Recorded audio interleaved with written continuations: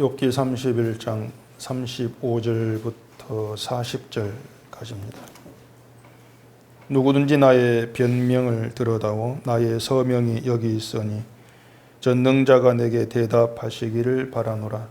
나를 고발하는 자가 있다면 그에게 고소장을 쓰게 하라.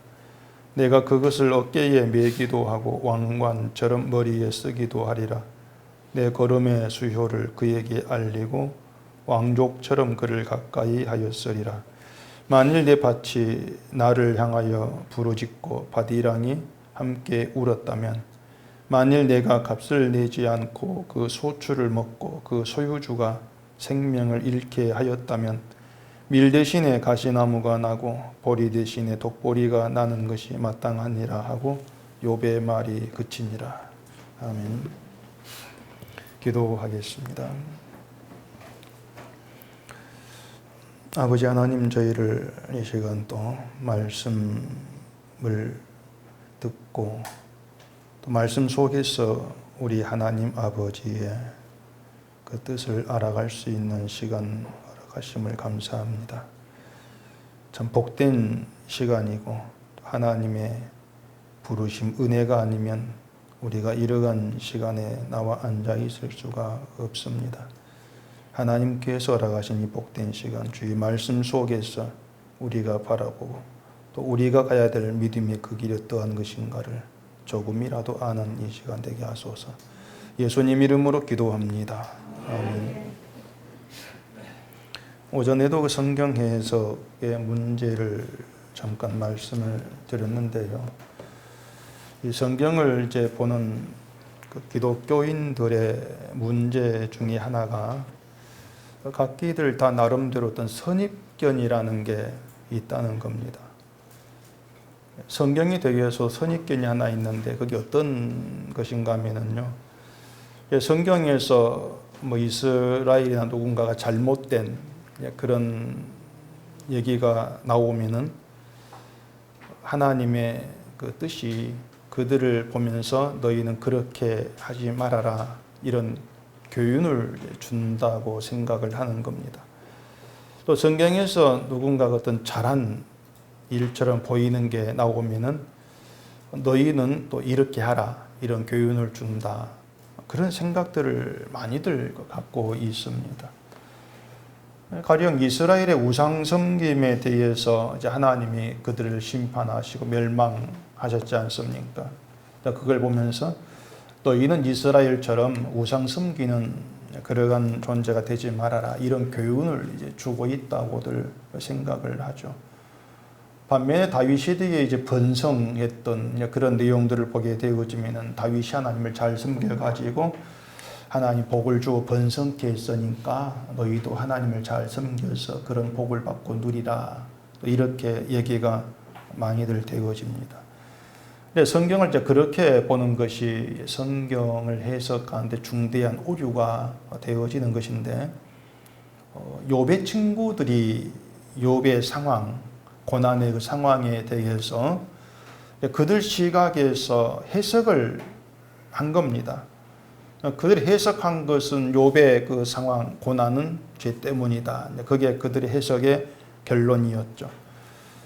그런 해석이 옳으냐 했을 때에 분명 옳은 해석은 아닌 거지 않습니까? 아닌데, 그렇게 옳은 해석이 아님에도 불구하고 우리는 항상 나에게 주어진 상황이나 또 다른 사람이 겪고 있는 상황들을 바라볼 때에 그 욥 친구들과 같은 시각으로 바라본 습성들이 있다는 겁니다.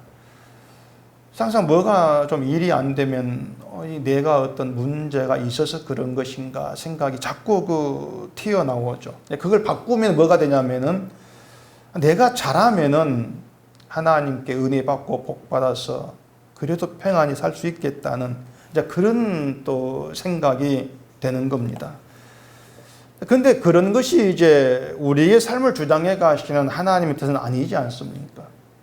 늘 얘기한 것처럼 하나님께서 우리가 원한 걸 다 준비해 놓으셨다가 우리가 잘하면은 그 좋은 걸 주고 못하면 나쁜 걸 주고 그렇게 하나님 일하지를 않습니다. 그것은 사람들이 자꾸 만들어낸 우상일 뿐이라고 제가 누누이 이제 말씀을 드렸는데, 우리가 이 성경이라고 하는 걸 그렇게 잘한 걸 본받고 못한 건 우리가 또 교훈 삼아가지고 하지 맙시다, 이렇게 우리가 바라보게 되어진다는 것은 이 성경에 등장한 사건이 지금의 나와는 무관하다, 그렇게 보고 있다는 뜻이 되는 겁니다. 저 사람들은 신앙생활을 잘못해가지고 벌받았으니까 나는 잘해서 벌받지 말자, 이건 결국 그 사람들의 그 상황, 그들의 상황이 나와는 다르다는 그런 의식이 담겨 있단 말이에요. 그러니까 저들의 모습이 내 것이다는 그 생각을 자꾸 하지를 않으려고 한다는 것입니다. 이스라엘을 볼 때도 그렇고 욥 친구들이 욥을 바라볼 때에도 그런 시각을 가지고 이제 보고 있는 것이죠. 이제 그런 점이 본다면은 욥 친구들의 잘못을 어떻게 이제 볼 수가 있냐고 하는 겁니다. 욥 친구들의 잘못된 점. 사실 우리가 욥과 친구들 논쟁들을 우리가 보고 있으면은 욥 친구들의 잘못이 뚜렷하게 드러난 게 사실은 없습니다. 31장에서 욥과의 모든 논쟁이 다 끝나지만은 논쟁이야 뭐 있을 수가 있는 것이죠. 예수님도 바리새인과 그렇게 다투고 논쟁하고 하셨는데, 바리새인들이 감히 예수님과 논쟁을 했다, 그게 잘못된 건 아닌 거예요. 하박국도 하나님에게 항의하고 뭐 그랬잖아요. 그러니까 우리 생각에는 아니 어떻게 하나님께 항의를 하지, 원망을 하지, 불손하게. 그래서 항의한 것 자체를, 원망하는 것 자체를 문제 잘못된 것으로 보면서 우리는 원망하지 마, 항의하지 마, 이렇게 자꾸 흘러간다는 얘기예요. 하나님 거룩하신 분인데 그러면 안 돼, 이렇게 나오는 것이죠. 근데 하나님은 뭐 하박국이든 누구든지 간에 왜 너 항의하냐, 왜 너 원망해, 그렇게 책망하고 따지지를 않고 그걸 문제 삼지를 안 했습니다. 논쟁하고 항의하고 원망하고 그런 태도가 우리에게는 불쌍한데 하나님을 전혀 문제 삼지를 않으셨다고 하는 거예요. 근데 그런 논쟁과 그런 이제 오고 가는 얘기들, 그런 것들을 통해서 문제가 드러나는 것이 뭔가 하면은 논쟁하고 자꾸 항의하는 말이 잘못됐을 때 그건 문제가 있는 거야. 우리는 그렇게 자꾸 보려고 하죠. 말이 맞는 거, 이런 시각으로 이제 보려고 하는 것인데, 욥 친구들의 문제가 뭐냐면요, 욥의 재난을 통해서 자기들을 보지를 않고 있다는 겁니다. 그게 1차적인 이제 문제가 되는 거예요. 그러니까 욥의 재난의 원인 죄야, 너는 회개를 해, 이렇게 나온다는 것이 자기들은 회개할 필요가 없는 문제없는 존재, 그렇게를 보고 있다고 하는 거예요. 근데 그게 욥 친구들의 문제라 그렇게 이제 등장이 되는 것이죠. 이게 뭔가 하면은 하나님께서 욥에게 재난을 허락하셔가지고 그 욥의 재난을 통해서 욥 친구들 자기들에게 뭔가 말씀하고 있다는 거, 그 생각을 하지를 못하죠. 그게 욥 친구들이 그 사건을 제대로 보지를 못하고 있다는 그런 이유가 되는 것입니다. 욥이 겪는 일에서 하나님께서 보여주시는 것은 보지를 못하고 자기들 보고 싶은 대로만 지금 보고 있다는 겁니다. 자기들 보고 싶은 대로 보고 있기 때문에 욥의 재난 보면서 우리는 죄가 없는 상태, 그렇게 자기들을 그런 식으로 판단을 해버리는 것이죠. 이제 그렇게 상황을 보기 때문에 길고 긴 논쟁이 시작이 되었던 거예요. 아주 길게 31장까지. 재난이 죄 때문이냐 아니냐, 이런 논쟁이었습니다. 죄 때문이 아니냐. 욥은 욥대로 그랬죠. 자기에게는 재난받을 만 죄가 없는 거죠. 재난받을 만 죄가 없는데 재난이 주어졌다는 거, 그 이유를 모른다는 거, 그것 때문에 욥은 힘들어했던 것입니다. 그래서 욥은 자기가 겪은 재난이 죄와 무관하다는 거, 이걸 또 주장하기 위해서 자기의 결백을 얘기했던 것이 31장의 내용이라고 말씀을 드렸죠. 오늘 본문이 35절 보십시다. 누구든지 나의 변명을 들어다오 나의 서명이 여기 있으니 전능자가 내게 대답하시기를 바라노라. 나를 고발하는 자가 있다면 그에게 고소장을 쓰게 하라. 욥이 지금까지 자기 결백에 대한 말을 하고 거기에 서명을 했다. 네, 그렇게 얘기를 합니다. 서명을 했다는 것은 뭐 자기 욥의 말을 다 글로 적어가지고 거기에 뭐 사인했다, 그런 의미가 아니고요. 욥 그 자기가 했던 모든 말들이 이제 자기가 서명하는 식으로 보증을 해. 나 사실이야. 모든 것이 이런 의미가 되는 겁니다. 그리고 전능자가 대답하기를 바란다는 것은 자기 결백에 대한 모든 말들이 하나님께 지금 항소한다는 그런 의미로 말을 하고 있는 거예요. 하나님께 항소한다는 것은 하나님만이 내 모든 온전함을 아신다는 겁니다. 하나님은 아실 거야. 근데 하나님 들어주세요. 그렇게 얘기를 하고 있는 거예요. 그리고 나를 고발할 사람 고발장을 써와라. 이렇게 얘기하죠. 고소장을 쓴다면 뒤에 36절 그대로 내가 그 어깨에 매기도 하고 왕관처럼 머리에 쓰기도 하리라. 고소장을 그만큼 막 떠받들겠다. 그런 뜻이 되는 거예요. 이 말은 뭐냐면 너희들 중에 아무도 나에 대한 고소장을 쓸 수가 없어. 그 정도로 나에게는 어떤 재난의 원인이라 할 수 있는 죄가 나에게 없다는 거예요. 자기의 온전함을 그토록 강하게 확실하게 주장을 하고 있는 것이죠. 자, 여기에서 이제 우리가 욥의 그 잘못됨, 오류가 무엇인가를 볼 수가 있는데 그건 욥이 자기의 그 온전함이라고 하는 것을 행위에서 지금 찾고 있다는 겁니다. 내가 살아온 행위를 보니까 난 재난받을 만한 죄가 없다. 따라서 내 재난이 죄 때문이라고 하는 너희들 말은 다 틀렸다. 그게 욥의 주장인 거예요. 근데 여러분, 신자에게 있어서 진짜 온전함이 뭔가 하면은요, 내 행위가 깨끗하고 잘못됨이 없고 이걸 가지고 내가 온전해 이렇게 얘기할 수 있는 것이 아니고요, 우리가 하나님과의 관계에서 하나님을 내가 알았고 알게 되고 하나님만을 내 인생의 최고의 어떤 그 존귀하신 가치 있는 그런 분으로 믿고 의지하고 여긴다는 자체가 온전함이에요. 그러니까 온전함이라고 하는 것은 하나님과 관계 속에서 표현되는 것이지 하나님과 동떨어진데 혼자 독립되어 가지고 내 행위가 이러니까 온전해 이렇게 나올 수 있는 문제가 아니라는 겁니다.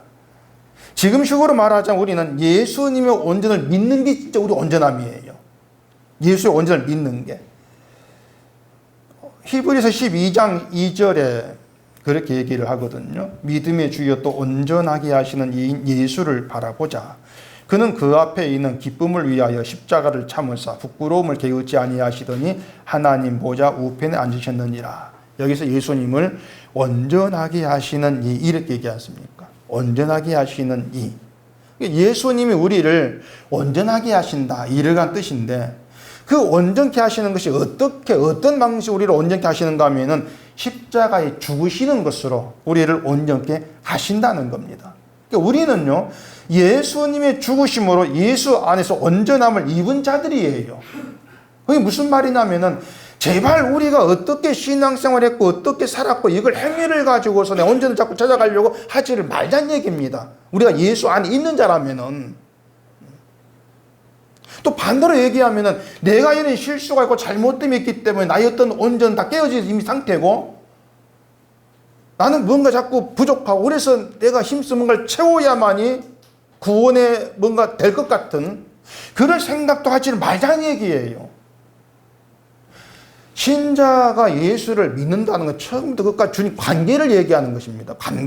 관계성인데 그 십자가의 죽으심으로 모든 걸 이루신 그 예수의 관계성이 있는 것 자체로 이미 신은 온전하다 이렇게 여김받고 있다는 겁니다. 그게 신자의 어떤 복됨이라 할 수 있는 것이고 혜택이라고 할 수가 있는 거죠. 근데 우리 자꾸 나에게 시선 두게 되어지면은 어떤 사람은 잘해서 이렇게 나올 것이고 어떤 사람은 나에게 대해서 불안해하고 이렇게 갈라질 수밖에 없는 거예요. 그래서 신자가 온전한 자로 산다 이러한 얘기는요, 나를 온전케 하신 예수님만이 나에게 가장 존귀한 분입니다. 믿음으로 살아가는 겁니다. 그게 온전케 살아가는 거예요. 예수님의 그 피 흘린 십자가가 내 인생에서 최고의 가치로 그렇게 자리하게 되는 것이죠. 때문에 우리가 늘 추구해야 되고 또 기도해야 되고 나를 돌아오면서 내가 정말 온전한 자리에 있는가를 살피려면은 정말 나에게 예수 그리 십자가가 존귀한 것으로 자리하고 있는가 자기를 점검해야 될 것이고요. 나의 믿음이 항상 그 방향 가기를 소원해야 된다는 것이죠. 그렇게 돌아보면서 그렇게 보면 하나님은요 욥의 재난을 통해서 하나님을 알아가게 하시는 것이고 또 그것으로 욥으로 하여금 진정한 온전의 무언가를 하나님을 나중에 만나게 함으로써 가르치고 계시는 거예요. 하나님 만나게 함으로써. 그래서 그 욥이 그렇게 주장했던 자기 결백이나 온전함이라고 하는 것도 나중에 알게 된 하나님의 긍휼과 자비 앞에서는 내 온전히 내가 말한 나의 결백이 정말 아무것도 아니구나 하는 것을 알게 된다는 얘기입니다. 다시 말해서 욥이 결백했다는 거, 욥의 행위가 온전하다는 거, 그게 욥을 살게 한 것이 아니란 얘기예요. 욥을 살게 한 것은 하나님의 긍휼과 자비하심이었다는 겁니다. 그걸 하나님이 욥에게 나중에 나타나서 질문하면서 가르치시는데 한 구절 한번 봐보십시다. 욥기서 38장 41절. 까마귀 새끼가 하나님을 향하여 부르짖으며 먹을 것이 없어서 허우적거릴 때에 그것을 위하여 먹이를 마련한 네가 누구냐? 욥에게 이제 던진 질문이란 말입니다. 까마귀가 이제 우는 걸 하나님께 부르짖는 것으로 표현을 하고 있는데 뭐 까마귀가 하는 자꾸 하겠습니까? 하나님이 까마귀가 우는 것까지도 하나님 다 들으신다는 부르짖음으로 이렇게 이제 표현하고 있는 것이죠. 자, 까마귀가 먹을 것이 없어서 허우적거릴 때 먹이를 마련한 이가 누구냐? 이 질문이에요. 우리가 이 질문 받으면은 하나님이죠. 이렇게 이제 답이 쉽게 나올 법한데 하나님은 내가 까마귀 먹여 살린다? 그 답을 들으려고 하신 것이 아니고 너는 이런 까마귀에게 관심 둔 적이 있냐는 겁니다.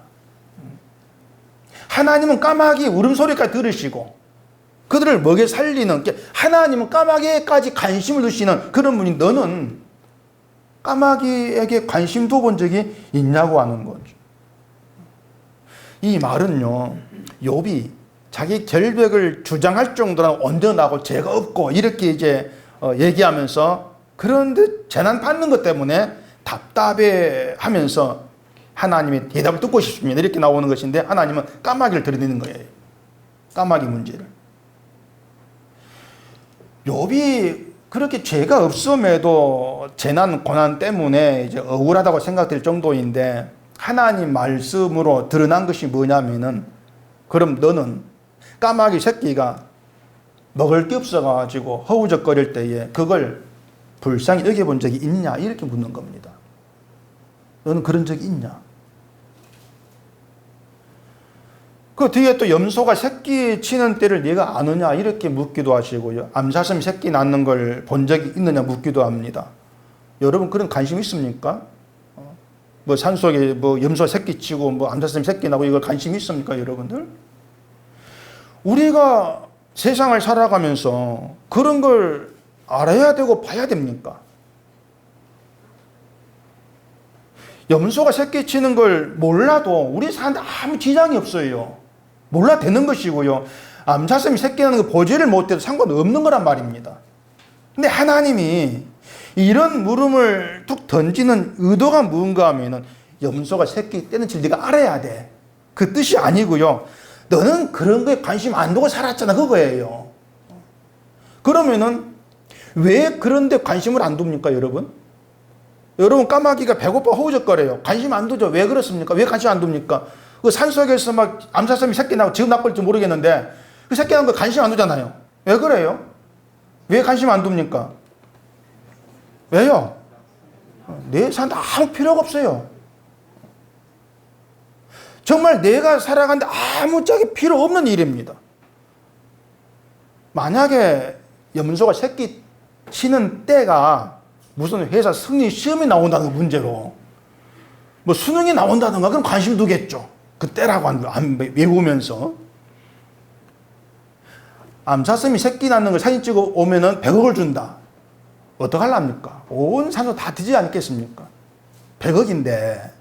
그러니까는 내게 뭔가 영광이 될 때, 저 일이 나에게 유익이 되거나 돈벌이가 되거나 뭐가 될 때 관심을 두게 돼 있다는 얘기, 우리는. 그게 우리 인간성이지 않습니까?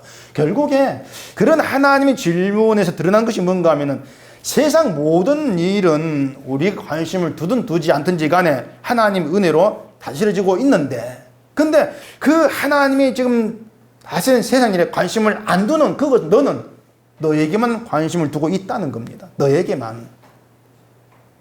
그 안에 욥도 들어있다고 하는 거죠. 그래서 욥이 하나님의 질문을 듣고 나중에 회개를 하게 되어지는데, 그 욥의 회개 내용에는요, 그것은 자기 무지함이에요. 무지가 뭐냐면은 하나님의 긍휼과 자비하심으로 세상이 움직이고 자기도 그 안에 있는데 나는 그 자비와 긍휼을 몰랐다. 그게 무지함이다. 그런 회개로 나온 거예요. 황무지에 비가 내리는 것이 나하고 아무 상관이 없었기 때문에 관심 안 두지 않습니까? 근데 우리가 보기에 쓸데없는 일인데 그 황무지에 비를 필요로 하는 짐승이 있을 수 있다는 걸 생각해 보면은요, 거기에도 하나님의 긍휼과 자비는 있는 거예요. 우리가 볼 때 쓸데없는 일에도 긍휼과 자비는 있는 것이죠. 그렇게 우리가 이 세상에, 하나님이 움직이는 세상에 관심을 두게 되어지면은 날아간 참새 한 마리를 통해서도 하나님의 긍휼과 자비를 보게 되어진다는 겁니다. 새 한 마리를 통해서도. 근데 그게 관심을 안 두었고, 왜? 나에게 쓸데없는 일이기 때문에. 관심 안 두고 살아왔으면서 내가 힘드니까 하나님 뭐합니까? 긍휼과 자비가 나에게 없는 것처럼 그렇게 여기더라는 것이죠. 그걸 무지라고 하는 거예요.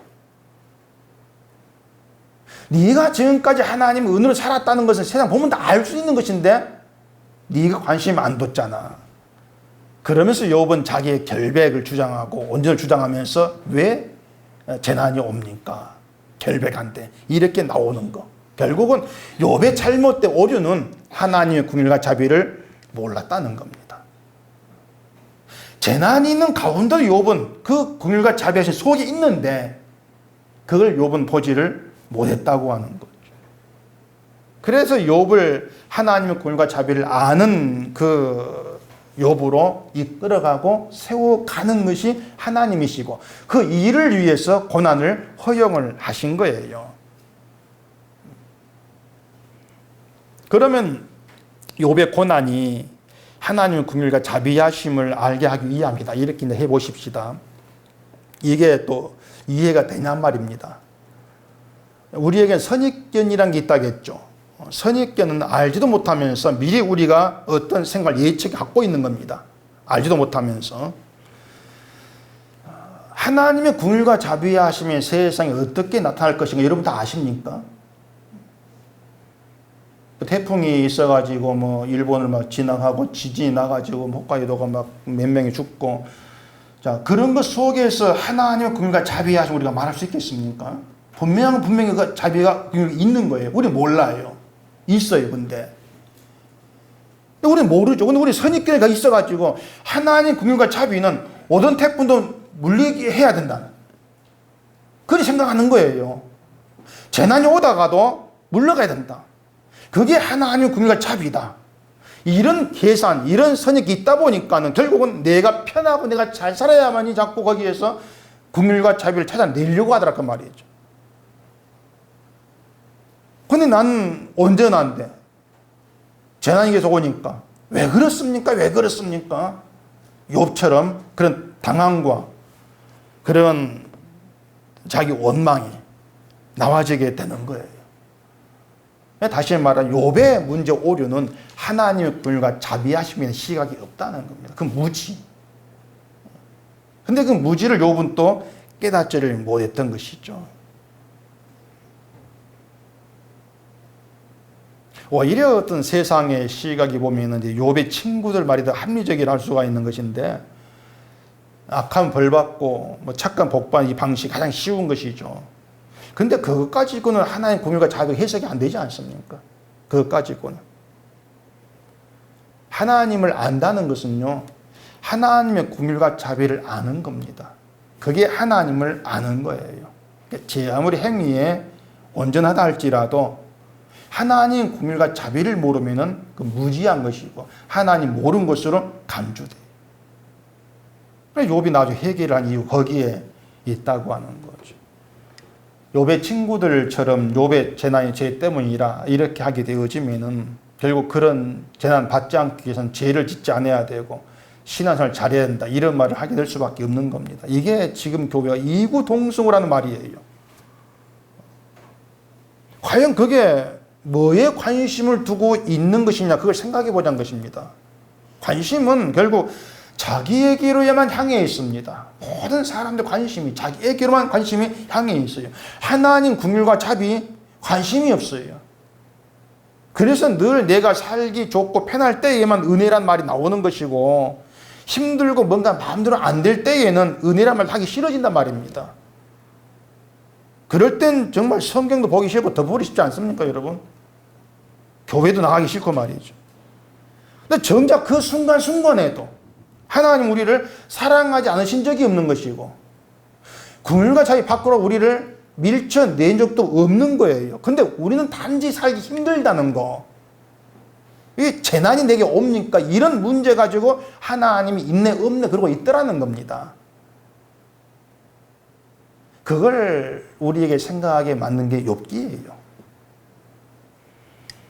이걸 생각하면 욥의 친구들이 욥의 재난을 보면서 나는 재난이 없으니까 됐어 이렇게 할 것이 아니고 욥보다 나을 것이 없는 우리가 재난이 없는 걸 보니까 하나님의 은혜와 일하시면 재난이 있고 없고에 있는 것이 아니구나 그렇게 찾아가지는 것이 맞는 것이죠.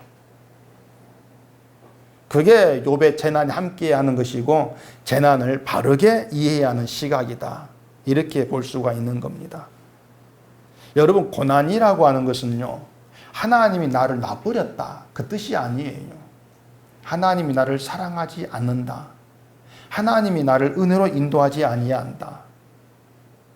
그게 고난이 아닌 겁니다. 오히려 고난이 있음으로 인해서 하나님이 누구신가를 생각하게 되는 것이고요. 신앙이 무엇인가를 고민하게 돼요. 그런 것은 평안으로 얻을 수 없는 유익이에요. 편안함으로. 그걸 알게 되어지면은 믿음의 어떤 삶, 하나님의 인도하심과 은혜라는 것을 내 삶이 잘 되고 못 되는 것으로 판단치를 않을 거란 얘기입니다. 물론 고난받고 하는 게 즐거운 건 분명히 아니죠. 힘들고 어렵고 원망도 나오게 되고 그런 고난이 좋다고 할 수는 없을 거예요. 고난이 좋은 건 아닌데 그 고난을 가지고 우리에게 일하시는 하나님은 좋다는 말입니다.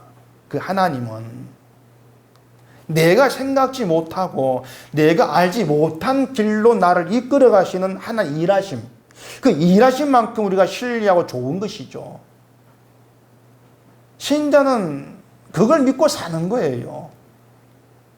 그 믿음이 세워져야 되는 것이죠. 그래서 우리는 섣불리 하나님을 안다고 할 수가 없는 것이고 믿음의 삶이라는 것도 이렇게 하면 이렇게 돼. 우리가 예측하지는 안 되는 거예요. 예측할 수도 없는 것이고 그저 우리는 하나님이 우리를 세상에서 부르실 그 날까지만 하나님께서 보여주신 것만큼 보고 알게 하신 것만큼 알아가면서 늘 결론이 예수 그리스도가 나에게 전부구나 그 사실을 확인하고 또 확인하며 가는 길이에요. 그게 우리의 인생 길이에요. 그렇게 하나님 우리를 인도해 가시는 인생 길이 내가 원하는 것으로만 쫙 펼쳐질 것이라고 그리 생각한다면 그것이야말로 어리석은 것이죠. 그 주부 앞에 그 타협하는 설교해가지고 옆에 큰 도로 있는 거 무슨 뜻인지 알겠습니까? 타협하는 설교 쫙 대로가 펼쳐 있잖아요. 무슨 뜻이겠습니까? 탄탄대로 형통을 얘기해 주는 게 타협하는 것이죠. 하나님 믿으면 이런 형통의 길로 가게 되어집니다. 그게 타협하는 거예요. 하나님께서 우리를 어떻게 다뤄가신가? 우리를 나쁘게 하지는 않아. 맞는 말인데 그 나쁘다는 것이 내가 생각한 나쁜 것을 우리는 안 준다. 타협하는 거죠. 하나님은 그렇게 얘기하지를 않습니다. 우리의 그 생명과 우리의 구원, 진리의 그 길을 위해서는 고난을 동원해서라도 우리로 하여금 하나님을 알아가도록 만들어내시는, 그렇게 일하시는 분이 하나님이시다. 우리가 믿는 하나님이 바로 그분이시다. 그 생각에 굳건히 좀 자리할 수 있어져야 돼요. 이걸 생각해 보면은 욥과 그 친구들 논쟁은요, 그 인생을 다스린 주인공은 다 제쳐둬 버리고 엑스트라끼리 모여가지고 연기 따지는 그런 거 똑같은 겁니다. 인생의 주인공, 고난의 주인공은 하나님이신데 하나님께는 관심 두지 않는 거예요. 욥이 고난만 욥이 고난의 주인공 아닙니다, 여러분. 욥이 아니에요. 욥에게 고난을 허락하시고 그 고난으로 사탄의 속성을 드러내시고 욥에게 하나님 누구신가를 나타내시고 알아가게 하시는 모든 계획 갖고 계시는 하나님의 주인공이에요. 여러분 삶에도 마찬가지고요.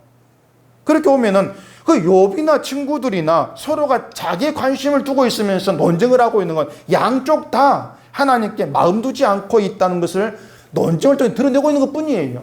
둘 다 잘못됐다는 거죠. 서로 자기가 맞다고 주장을 하고 있는데 그건 사실 내가 틀렸어, 내가 잘못되었어, 이걸 드러내는, 스스로 말해주고 있는 것밖에 안 되는 거예요. 그렇게 서로가 자기가 틀렸는데 그 틀린 걸 보지를 못하고 네가 틀렸다고 서로 자기가 옳은 말을 한다고 이렇게 하고 있는 거죠. 근데 지금까지 욥기를 보면 말씀드렸지만은 그 욥이나 그 욥 친구들이 말한 하나님에 대한 얘기가 틀린 게 아니에요. 거의 다 맞는 얘기였어요. 하나님의 얘기들이. 근데 하나님에 대해서 얘기를 하면서 하나님을 주인공으로 생각지를 않는다는 것입니다. 그게 문제라는 거예요.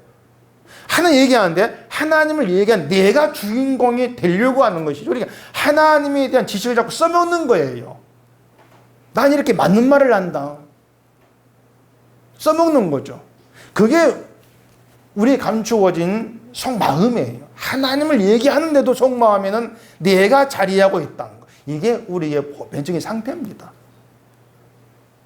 늘 얘기하지만 여러분이 우리가 하나님을 얘기한다고 나는 옳은 자, 하나님 믿는 자 그렇게 넘겨짚지를 마세요. 하나님 얘기하면서도 늘 나를 간직하고 있는 게 우리들이니까. 그래서 성경에 대해서 논쟁을 한다 해도 늘 보면은 그 논쟁의 중심에는 내가 있습니다. 하나님을 얘기한 중심 내가 있는 거예요. 그게 우리의 속마음이다. 이걸 우리가 안다면은 내가 하는 말이 맞다, 틀렸다 이걸 따질 것이 아니고 늘 나는 틀린 자다, 잘못된 자다, 그 생각을 가지고 나와줘야 되는 것이죠. 그게 바르게 자기에 대해서 아는 거예요. 근데 복음의 전달이라고 하는 것이 그 사람의 힘이나 설득으로 되는 게 아니라는 걸 제가 수시로 실감하게 되어지는데, 고린도전서 그 9장 27절에 바울이 이런 말 했거든요. 내가 내 몸을 복종하게 하면 내가 남에게 전파한 후에 자신이 도리어 버림을 당할까 두려워함이로다. 바울이 복음을 전파했다고 해서 바울 자신의 믿음을 자기가 지킬 수 있는 것은 아니라는 것이에요. 그게 참 이상한 일이거든요. 자, 제가 복음을 얘기합니다. 그럼 복음을 안다고 할 것이고 예수를 믿는다고 할 것인데 정작 복음을 전한 내가 나중에 복음을 버리고 딴 길로 갈 수 있다는 거예요. 그게 인간이라는 겁니다. 그게 복음의 실력이 아니라고 하는 거죠. 다른 누군가에게 복음을 전했으면서도 나중에 본인은 복음이 아닌 다른 길로 간다. 그게 나에 대해 늘 경계해야 될 그런 문제란 것이에요. 그 TV 어떤 프로그램에서 가수 양희은 씨가 나와가지고 이런 말을 합니다. 노래는 부르는 사람의 것이 아니라 듣는 사람의 것이다. 이런 말을 했어요. 그게 무슨 말인가 했더니 양희은 씨 자기는 어떤 노래가 슬픈데 슬픈 감정을 가지고 노래 부르는 것이 아닌데 듣는 사람이 그 노래 들으면서 슬픔을 느낀다는 거예요. 자기는 슬픔을 전해주는 게 아닌데 노래 부를 뿐인데 듣는 사람이 슬픔을 느끼더라. 그걸 가지고 노래는 듣는 사람 것이다. 뭐 이렇게 얘기를 표현하던데, 설교도 보면 그런 것 같아요.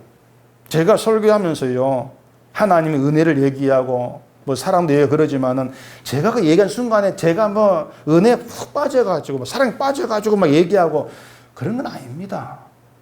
혹시 뭐 속았다고 생각할지 모르겠는데 그런 거에서 속았어? 그렇게 생각하지 마시고요. 은혜를 얘기하고 막 복음을, 예수를, 십자가 얘기하는데 그 순간순간마다 막 십자가 막 감정에 빠져가지고 얘기하고, 물론 때때로는 그 정말 어떤 십자가 은혜에 제가 취해서 설교가 그럴 때 있겠죠. 근데 매 순간 전부 그런 게 아니에요. 근데 이상한 것은, 저는 그냥 목사기 때문에 설교 일익에서 설교해야 되니까 했을 뿐인데, 듣는 분은 그걸 가지고서 은혜를 알아갈 때가 있더란 얘기입니다. 결국은 말씀, 복음 몇 개 아닌 거예요. 그걸 이용하시는, 도구로 사용하시는 하나님 것이지. 그러니까 우리는 늘 그겁니다. 내가 옳은 말을 하고 진리를 하고 무슨 말을 했다 할지 그걸 가지고 내가 옳다는 생각하지 마시라는 것이. 우리는 하나님 관계에서 날 따져보면 늘 잘못되고 오류하고 틀린 대로 나올 수밖에 없다는 겁니다. 그게 늘 우리 속에 붙들려 있어야 돼요. 그런 점에서 욥과 친구들 논쟁 속에서 지금 논쟁을 마치는데, 마치면서도 내가 틀렸구나 이걸 모르고 있는 거죠. 그게 그들 잘못이었어요. 그 38절 본문에 보십시다. 만일 내 밭이 나를 향하여 부르짖고 밭이랑이 함께 울었다면, 만일 내가 값을 내지 않고 그 소출을 먹고 그 소유주가 생명을 잃게 하였다면, 밀 대신에 가시나무가 나고 보리 대신 독보리가 나는 것이 마땅하니라고 욥의 말이 그치니라. 내 밭이 나를 향하여 부르짖고 밭이랑이 함께 울었다면, 이제 밭이 막 부르짖고 이랑이 운다는 것은 욥이 그 밭을 강제로 빼앗았다는 겁니다. 빼앗아서 그 밭이 호소를 한다, 부르짖고 운다, 이렇게 표현을 하고 있는 거예요. 바꿔 말하면은 자기는 어떤 밭도 어떤 땅도 훔치고 빼앗은 것이 없다고 하는 거예요. 그러면서 내가 그런 일을 했다면 밭에서 밀 대신에 가시나무가 나오고 보리 대신 독보리가 나는 것이 마땅하다, 이렇게 얘기를 하죠. 그렇게 욥의 말이 모두 끝나는데, 끝까지 욥은 자기 결백함, 그걸 주장을 하면서 너희 말이 틀렸어, 나의 재난은 죄 때문이 아니야, 이걸 주장하는 논쟁이 끝나고 있는 겁니다. 나의 죄로 인한 재난이 아니다. 말씀을 드린 것처럼 우리 행위가 아무리 결백하고 제 아무리 옳다 할지라도 인간은 근본적으로 틀린 존재예요. 근본적으로 본질 자체가 틀렸어요. 선악과를 먹은 인간으로서. 욥은 그걸 생각지를 않은 겁니다. 항상 내가 주인공 되고 싶어 하는 거, 그게 우리에 있는 오류예요. 잘못됨이고. 마가복음 9장에 보면 예수는 제자들에게 너희가 길에서 서로 토론한 것이 뭐냐, 이렇게 물은 게 있습니다. 무슨 일로 너희가 논쟁을 했어? 그거죠. 제자들이 대답을 못 하는데, 이유가 뭐냐면은 그들이 서로 논쟁했던 이유가 누가 크냐, 이것 때문이었습니다. 누가 크냐. 그게 좀 미안해서 그런지 대답을 못 하는 것이죠. 예수님 그걸 아시고 하신 게 뭡니까? 어린아이 하나를 데려다가 세우시고 이렇게 말씀했죠. 누구든지 내 이름으로 이런 어린아이 하나를 영접하면 곧 나를 영접함이요, 누구든지 나를 영접하면 나를 영접함이 아니요 나를 보내신 이를 영접함이니라. 제자들이 누가 크냐, 이 문제로 논쟁했다면 서로 자기가 한 일, 업적을 얘기했을 겁니다. 나는 이런 일을 했어, 내가 더 잘했어, 이렇게 얘기했을 거예요. 근데 예수님은 아무 업적도 없는 어린아이를 세우셔서 이 어린아이 영접, 나를 영접하는 것이다, 이렇게 말씀을 하는 겁니다. 그러니까 뭐냐면 너희들 몽땅 다 틀렸어 말이에요. 다 틀렸어 너희들. 그러니까 서로가 내가 더 일을 많이 했어, 내가 더 커야 돼, 이렇게 나오잖아. 너희들 몽땅 다 틀렸어, 잘못됐어, 이렇게 드러내는 게 어린아이예요. 그러니까 제자들은 누가 크냐, 누가 일을 많이 해, 누가 옳으냐, 이것만 생각했지 내가 틀렸다는 거, 그건 생각지를 못한 것이죠. 그게 우리의 실상들이고요. 그래서 여러분들이 누군가와 성경을 얘기하는 그런 자리에 있다면 가장 먼저 내가 틀렸다는 거 생각하시기 바랍니다. 그러니까 내 말이 틀렸다는 것이 아니고 내가 틀린 자로 하나님 얘기한다. 좀 그 생각이 좀 살아 있어져야 돼요. 그게 논쟁의 바른 태도라고 할 수가 있습니다. 그게 없으면 늘 내가 맞다는 걸 주장하는 쪽으로 흘러가 버려요. 내가 맞죠. 그렇게. 그게 우리의 어려우니까. 그래서 우리는 신자라고 하는 것은 내 자체가 틀린 자입니다 하는 것을 보여준 증거물이다. 그렇게 아시면 됩니다. 내 옳음을 보여주는 것이 아니라 내가 인간 틀렸다는 것을 보여주는 증거물. 그런 증거물에 여러분을 불러내왔다는 거예요. 지금 이 자리에. 뭐라고요? 옳은 걸 보여준다고요? 틀린 걸 보여주라. 어떤 엉터리 행동하는 게 아닙니다. 결백한 행동을 해도 우린 오류가 있는 자. 왜? 늘 내 중심이니까. 그게 인간입니다. 이렇게 나와줘야 한다는 것이죠. 신자라고 하는 것은요, 늘 주를 바라보고 주를 따르고 싶어서 안달이 나야 될 그런 사람입니다. 근데 그리스도를 따른다는 것은 뭐 천국 갈 만한 실력이 된다거나 또 나의 결국을 주장할 만한 그런 깨끗한 행위가 있는 그런 사람 주를 따른다. 그게 아니에요. 내가 틀렸다 아는 사람 주를 따릅니다. 왜? 나는 틀렸는데 주님은 옳고 주님은 온전해. 이런 내가 온전함에 속할 건 주님밖에 없어. 그렇게 주를 바라보고 주를 따라가게 되는 것이죠. 행위가 오라도 늘 나는 주인공 되고 싶어 한다는 그런 습성에서는 오류가 있습니다. 이걸 자각하는 게 신자예요. 그렇게 잘못됨이 있는 자, 내 오류를 아는 자로 주를 따를 때에 주께서 다 이루었다는 거, 다 이루었다는 것이 나에게 얼마나 복된 것이고 나를 살리고 자유케 하는 것인가 알게 되어진다는 겁니다. 난 할 수 있는데 이 생각이 있으면요, 다 이루었다는 관심이 안 가요. 난 할 수 있는데 왜 다 이루었다는 말을 자꾸 들이냅니까? 이렇게 나오는 거죠. 근데 내가 오류가 있고 잘못됨이 있었어. 이런 내가 오류가 없는 깨끗함으로 이루어질 수 없음을 안다면은 주님이 다 이루었다는 그 자체가 복음이에요. 그게 자유가 되는 것이고. 그래서 나는 옳다가 아니고 나는 틀린 자고 오류가 있는 그러한 존재 지나지 아니하다. 이런 자기 인식이 살아있는 그런 신자로 주를 바라보고 늘 따라가는 그런 믿음이 되어지기를 바랍니다. 기도하겠습니다. 우리 아버지 하나님, 우리가 예수님의 십자가를 생각지 않고 그 의미를 놓치는 순간 늘 내가 주인공이 되어지고 내가 중심 있게 될 수밖에 없습니다.